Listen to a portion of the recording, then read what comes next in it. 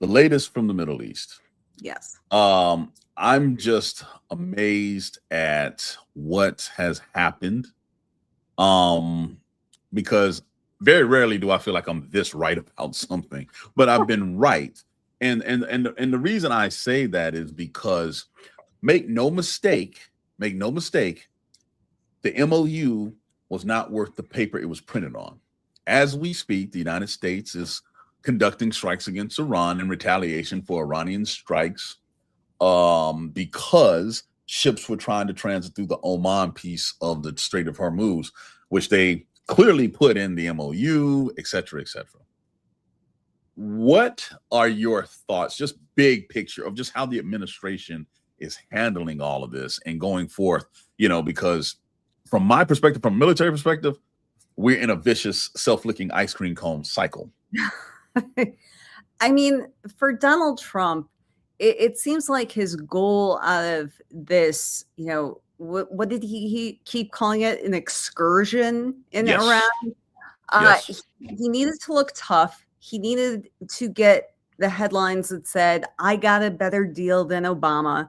And the only way he ever got those headlines was people directly quoting him, because no objective expert thinks that the MOU achieved more than the JPOA that Obama achieved in 2015. And he just wants, he wanted Iran to be like, that's right, great, President Trump, you won. You won this round.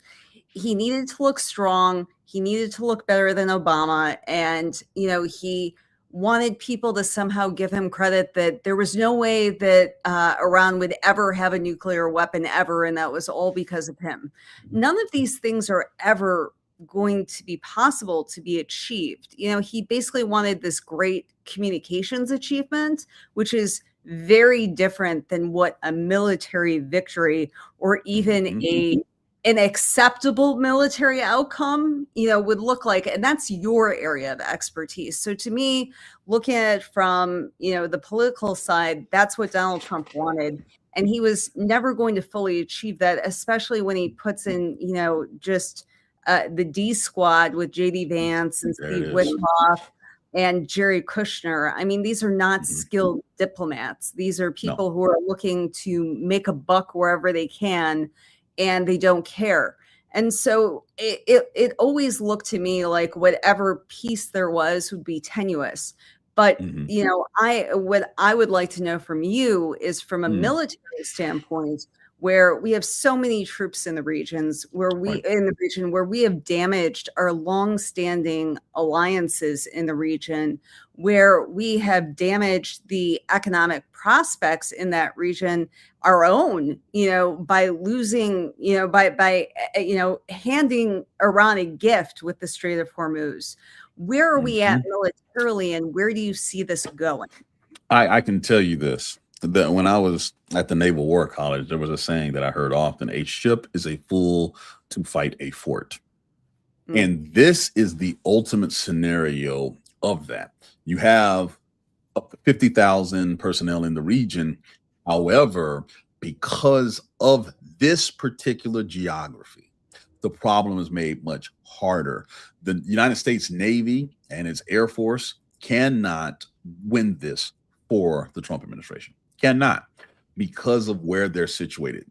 We made Iran a nuclear power via the Strait of Hormuz without them doing anything. They have a nuclear deterrent. It's the Strait. And this is a fundamental strategic shift that we're dealing with that the United States has never dealt with before February 28th. Because of that, your military action is limited, because here's what Trump wants to do. Trump wants to go total war, which is illegal. He wants to hit infrastructure, life supporting things, this, that, and the other, because he's run out of military targets. And yet Iran still is dictating to him. So all that the American military can do is hold serve, which is what's happening. The strikes that you're seeing today from the United States are in direct response to Iran striking vessels that were violating the MOU that went out the window less than 48 hours after it was signed. That full stop. You have to find a political solution to this problem, because I can tell you, we can expend more ammunition, we can fight, they can use drones, and nothing is going to fundamentally change. The only thing that will change this. And it's the one thing that Trump does not allegedly want to do is a ground force invasion, of which the scale would make Iraq look like a weekend training exercise because of the size of the country, the population of the country.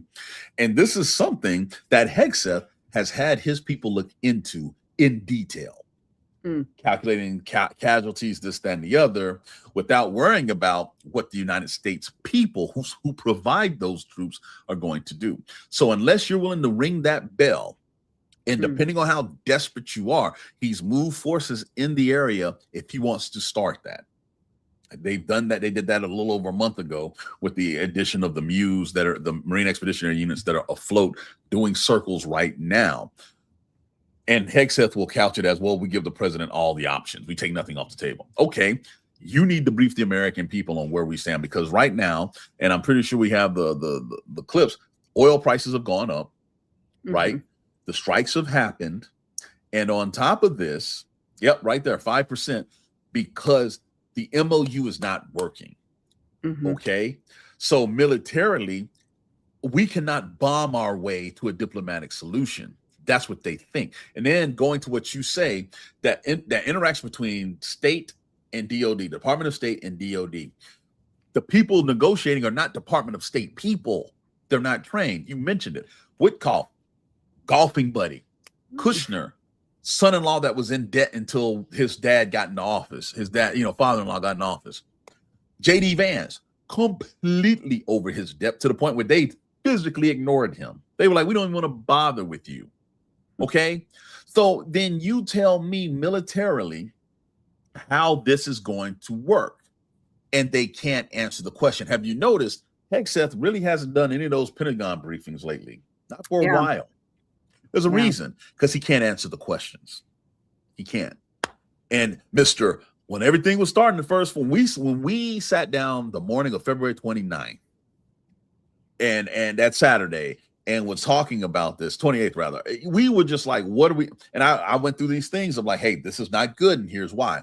He was hell-bent on giving briefs those first 4 or 5 days.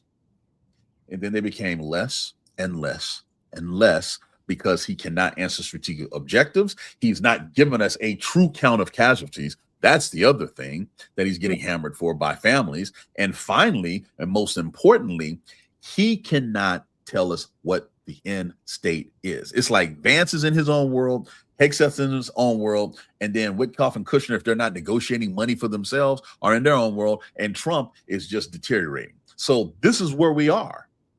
And you have a military force that's like, what the hell? Oh, and by the way, you have fired like, what, 10% of the Flag and General Officer Corps of the United States military? In the top 3s and 4-stars? That's insane. In a time of war where you have no strategic goal or objective. So that's where we are, Susan. The military can't save us here. I wish I had better.